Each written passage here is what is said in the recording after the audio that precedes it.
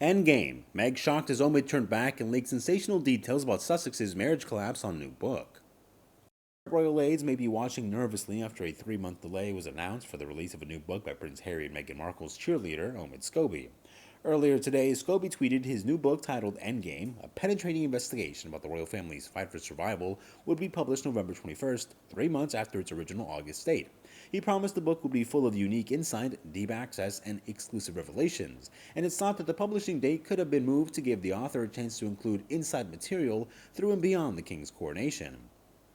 Harry notably was sat in the third row of the ceremony at Westminster Abbey and played no formal role in the proceedings, jetting off after less than 24 hours in the UK. With no sign of any reconciliation between the Duke and his father and brother, a change of publication date leads to concerns Scobie could be riding every drop out of the row between the family. Commenting on Scobie's announcement today, royal biographer Richard Fitzwilliam said he's writing about the royal family and he's also Harry and Meghan's unofficial spokesperson. Some sensational details are bound to follow. However, how well sourced are they? No reputable source would talk to Omid Scobie.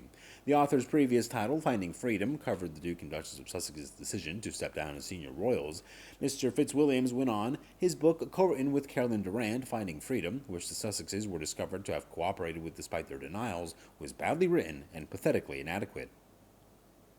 His new book is titled Endgame. Some might think the title refers to the current state of the Sussexes' affairs. It is worth remembering that they reportedly had a 4-book deal with Random House.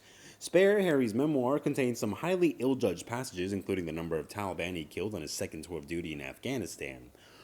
Following the leak of Spare in January, ex-Army Chief Colonel Richard Kemp called Harry's comments ill-judged and said soldiers are not trained to regard their targets as subhuman, while former National Security Advisor Lord Derrick said he would have cautioned the Duke from disclosing his kill count.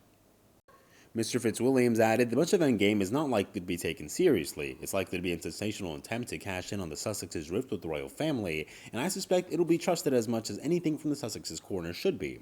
Scobie announced his second book just last year, in which he said Endgame would pull back the curtain on an institution in turmoil, exposing the chaos, family dysfunction, distrust, and draconian practices threatening its very future.